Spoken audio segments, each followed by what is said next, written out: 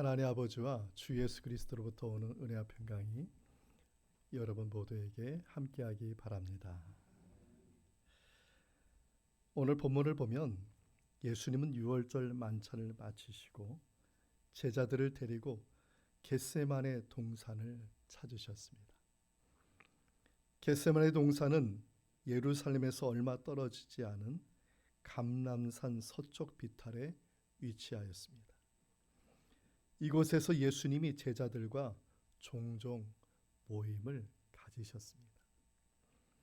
그런데 본문에 나온 겟세마네 동산 방문은 좀 더 특별한 의미를 가지고 있습니다.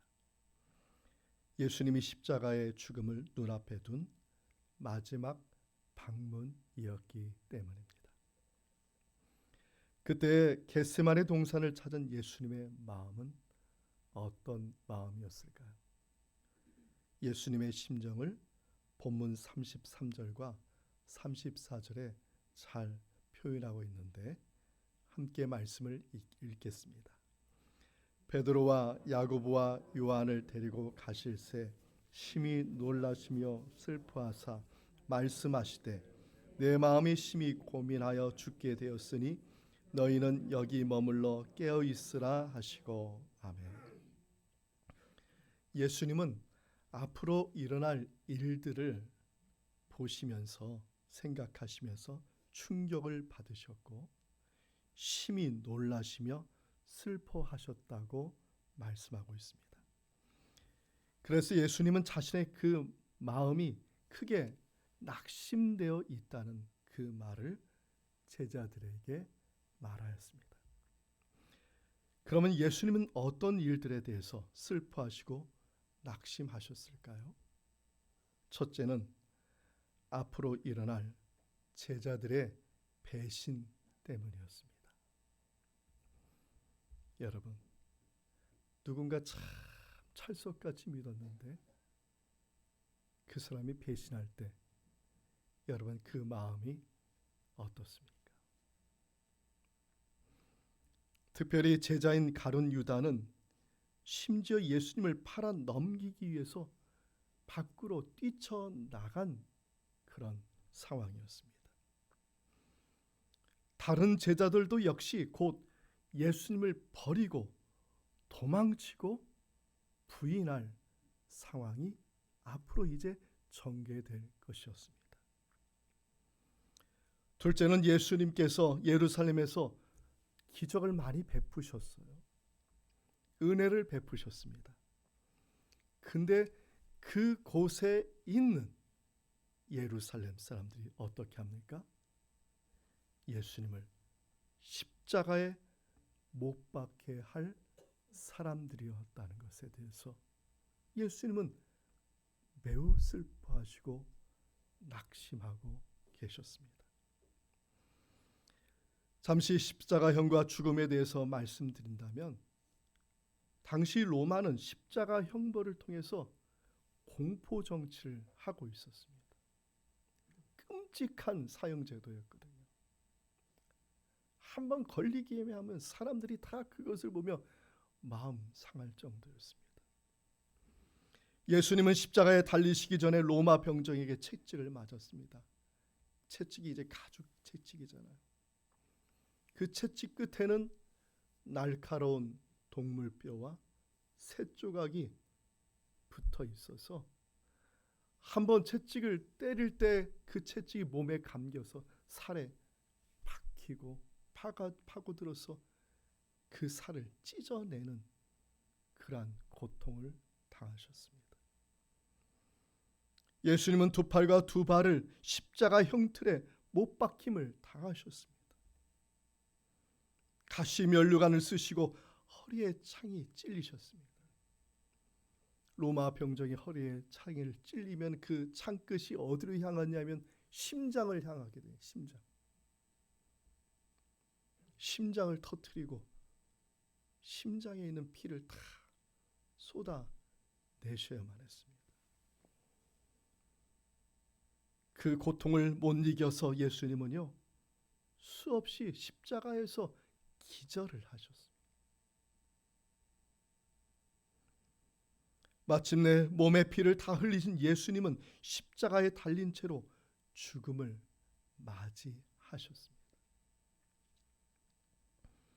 기원 후 4세기에 발견된 초대교회의 아킬레이안 사도신경에는 이런 구절이 있습니다. 예수님께서 십자가에 돌아가신 후에 지옥에까지 내려가셨다. 당시에 다른 지역의 사도신경에도 같은 고백이 기록되어 있었습니다. 이것이 오늘날 영어로 된 사도신경에는 He descended into hell 이렇게 번역되어 있는데 한국말로 번역이 되면서 이 구절이 삭제가 되었어요. 그 뜻은 예수께서 음부에까지 내려가셨다. 이 구절이 있느냐 없느냐 이게 중요한 게 아니라 이 고백의 의미가 무엇이냐가 중요한 것입니다. 이 고백의 의미는 예수님께서 참으로 십자가에서 죽으셨다. 이것을 고백을 하는 겁니다. 신이시면서도 죄가 없으신 예수님께서 인간의 죽음의 비극을 맛보셔야만 했습니다. 죽음의 그 비극, 자연사도 아니고 형틀에 박혀서 온갖 고초를 당하며 끔찍한 그 고통 때문에 수없이 십자가에서 기절하시는 그 고통, 그 죽음의 비극을 맛보셔야 되는데 그때 예수님은 이 죽음의 비극의 문제를 어떻게 해결하셨냐는 것입니다. 예수님은 신적인 방법으로 이 문제를 해결하지 않으셨습니다. 하나님의 계획 가운데 delayed, 삭제,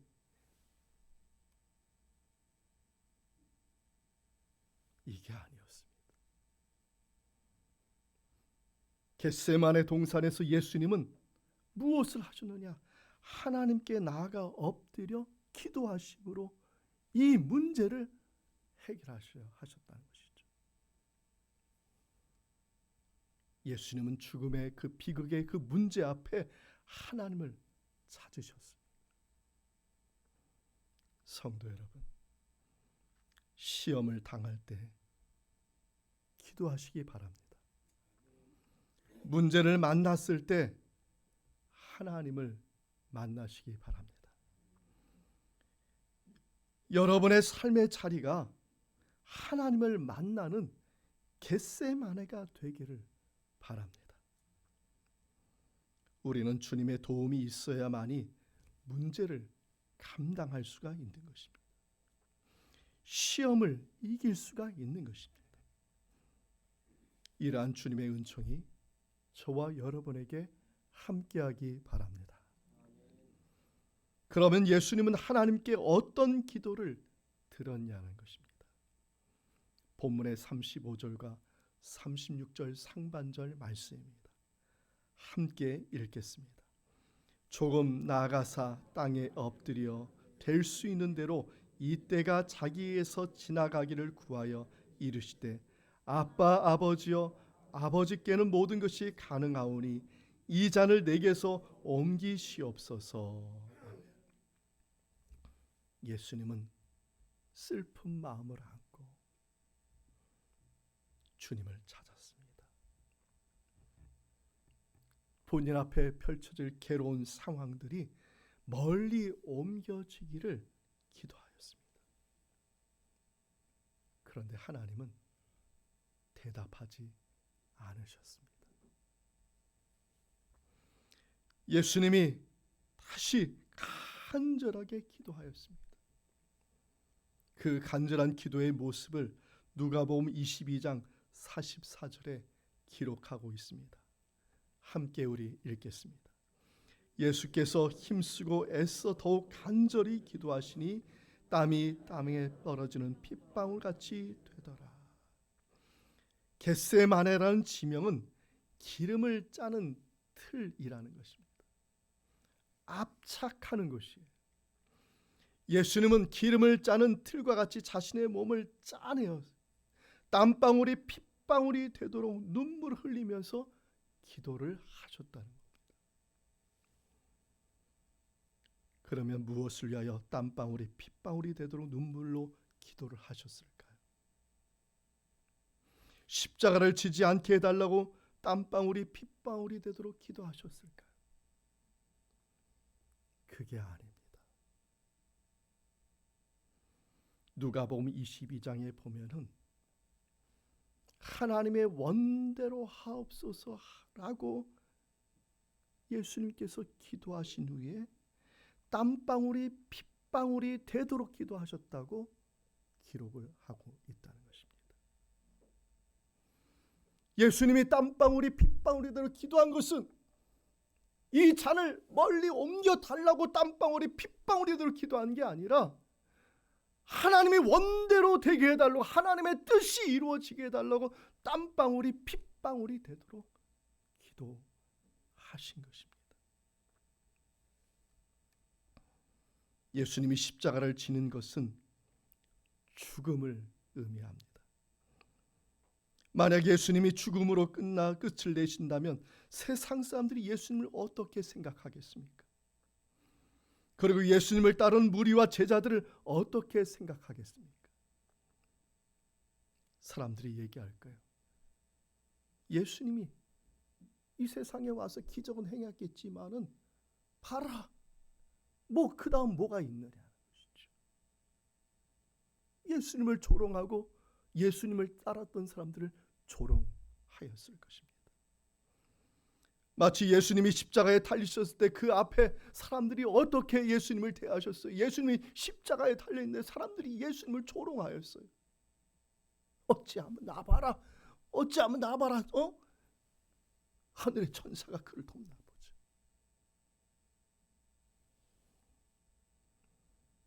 중요한 것은 예수님은 하나님의 뜻을 위하여 피눈물을 흘리시며 기도를 하셨다는 겁니다. 따르는 무리들과 제자들과 저와 여러분을 위하여 자신이 원하는 것을 과감하게 버리셨어요. 그리고 죽음에서 구원하실 주님께 기도를 하셨습니다. 히브리서 5장 7절의 말씀인데 함께 우리 읽겠습니다. 그는 육체에 계실 때 자기를 죽음에서 능히 구원하실 이에게 심한 통곡과 눈물로 간구와 소원을 올렸다. 아멘.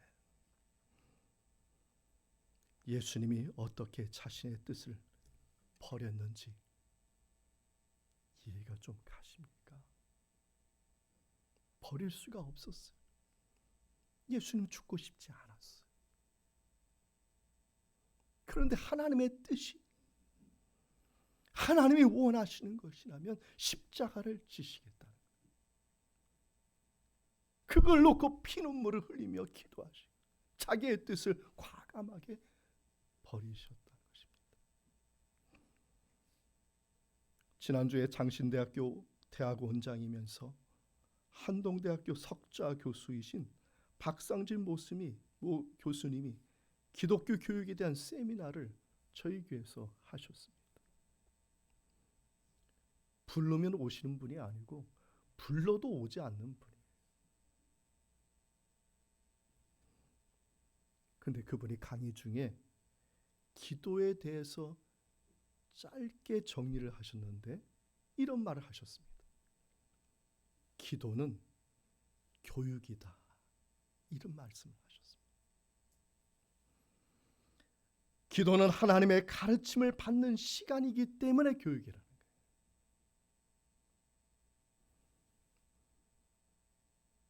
그런데 가르침을 받는데 중요한 요소가 있다는 겁니다.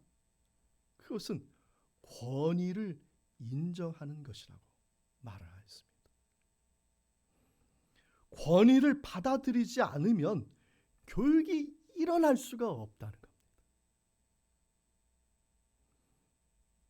하나님의 권위를 인정하지 않는데 하나님의 말씀하신 것을, 하나님이 가르친 것을 듣겠냐는 것입니다. 하나님의 권위를 인정해야지 그 가르침을 받고 순종하고 복종하고 거기에서 변화가 일어나야지 교육이 일어나는 건데, 하나님의 음성은 듣지도 아니하고 자기가 하고 싶은 말만 하는 게 그게 기도가 아니라는 말씀을 하셨습니다. 예수님은 하나님의 말씀과 뜻에 어떻게 하셨어요? 자기를 쳐서 복종하셨어요. 예수님이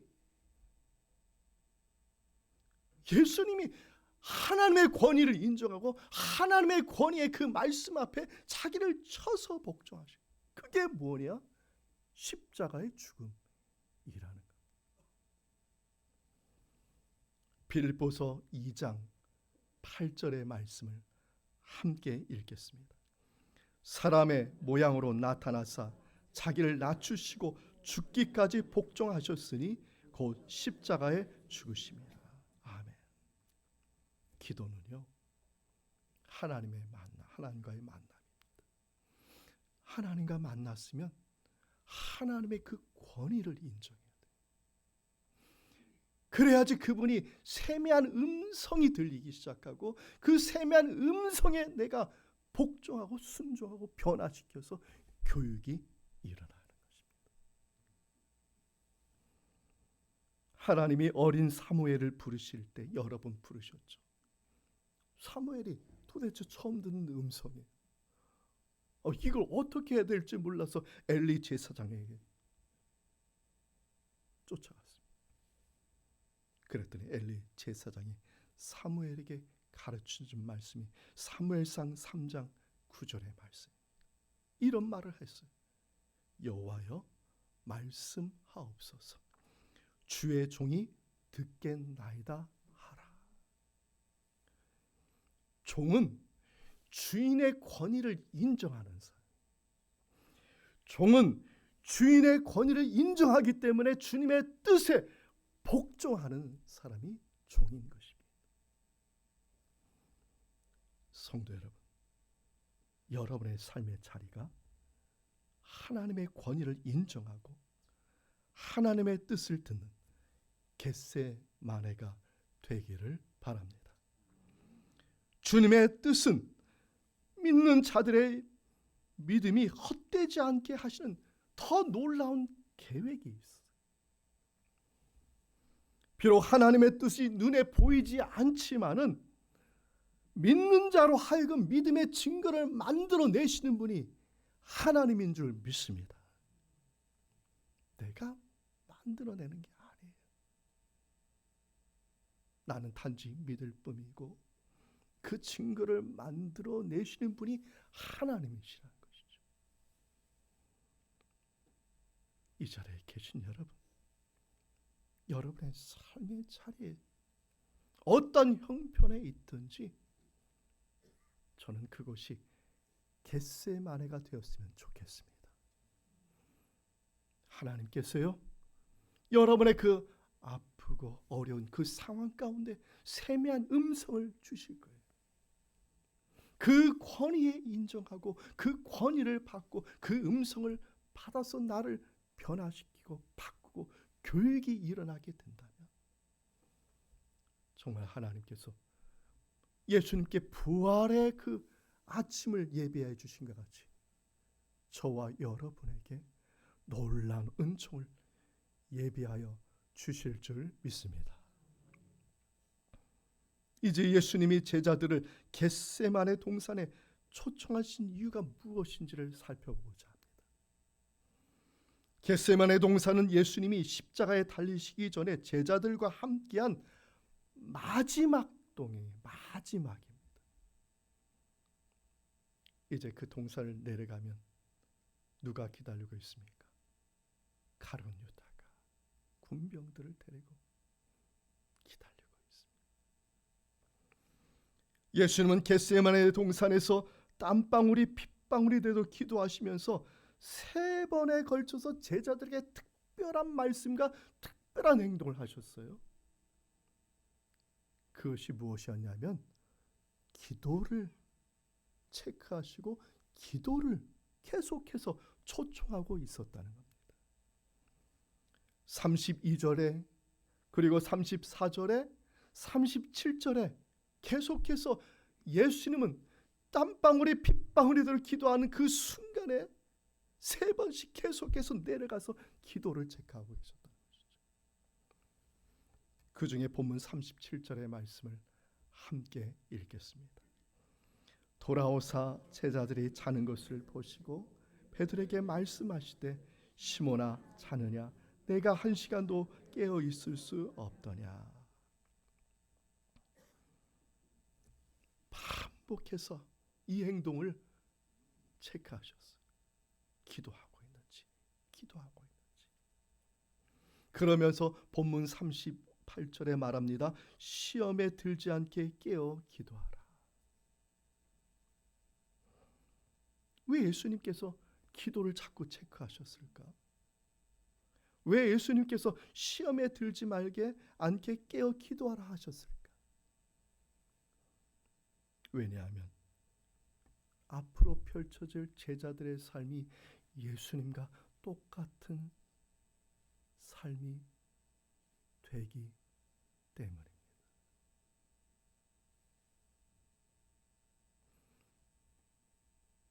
십자가를 져야 하는 그 상황이 오는 것이고 죽음으로 순교하는 그 상황에서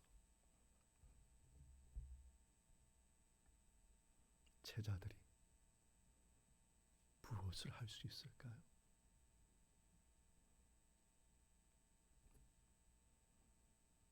그때 제자들이 예수님, 제가 예수님 믿는 것이 이게 죽는 겁니까?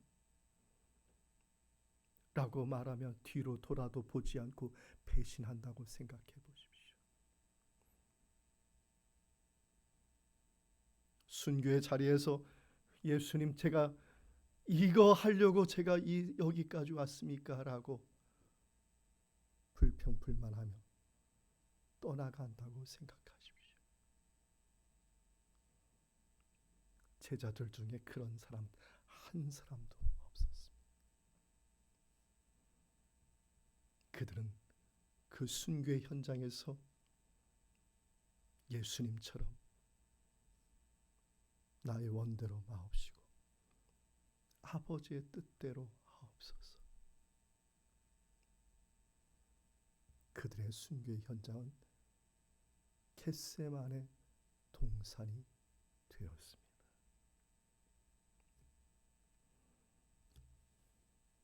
주님은 나의 최고봉이라고 저술한 오스왈드 챔버스란 목사님이 이런 말씀을 하셨습니다. 기도 때문에 치러야 할 불편을 불편이라 생각하지 마십시오. 하나님은 당신을 기도하게 하기 위하여 모든 것을 희생하셨습니다. 라고 말씀을 하셨습니다. 예수님께서 제자들을 데리고 겟세마네에 오르신 이유가 이겁니다. 홀로 가서 기도하시면 돼요. 근데 제자들을 산 중턱까지 그리고 특별히 택한 자들을 가까이 데리고 올라가셔서 땀방울이 핏방울들을 기도하신 이유입니다. 만약 그 자리에 가룟 유다가 자신을 위하여 핏방울이 되도록 기도하는 예수님을 보았다면 그가 예수님을 팔아넘기겠냐는 것이죠. 만약 베드로가 그 자리에서 겟세마네의 기도를 하였다면 예수님처럼 그가 앞으로 펼쳐질 3번의 부인을 했겠느냐는 것. 다른 제자들이 예수님을 따라서 깨어 기도하였다면 그 자리에서 그들이 신발을 던져가면서 주랭랑을 쳤겠냐는 것입니다. 말씀을 마칩니다. 성도 여러분, 시험을 만나고 문제가 있고 갈등이 반복된 여러분의 삶의 자리가 겟세마네 기도의 자리가 되기를 바랍니다. 하나님을 만나세요. 하나님을 찾으세요. 여러분의 갈급함을 채워줄 수 있는 분도 하나님이시고, 내가 알 수 없는 하나님의 길로 인도하실 분도 하나님이세요.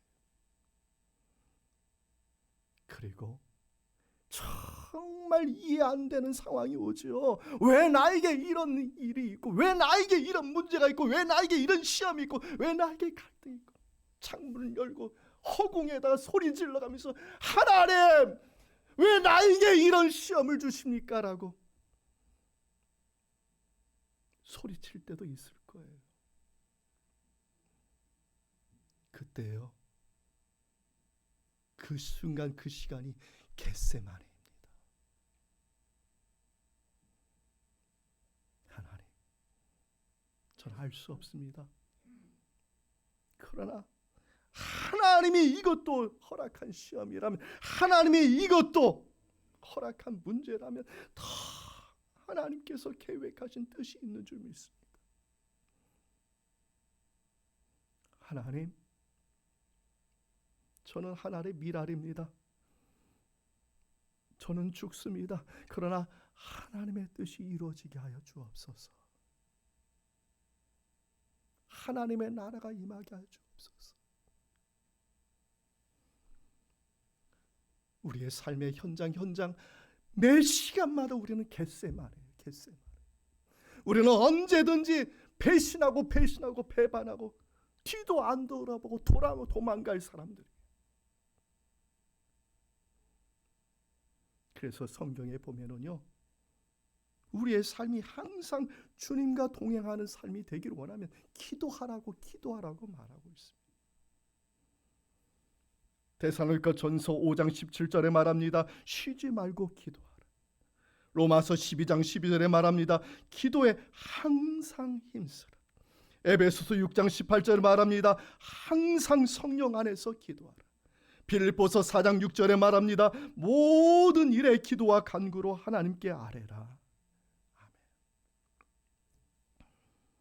우리의 삶이 겟세마네 기도의 자리가 될 때, 우리를 위하여 핏방울을 흘리며 기도하신 주님의 임재하심이 있는 줄 믿습니다. 그리고 그분께서 주님의 뜻을 이루어 가실 것입니다.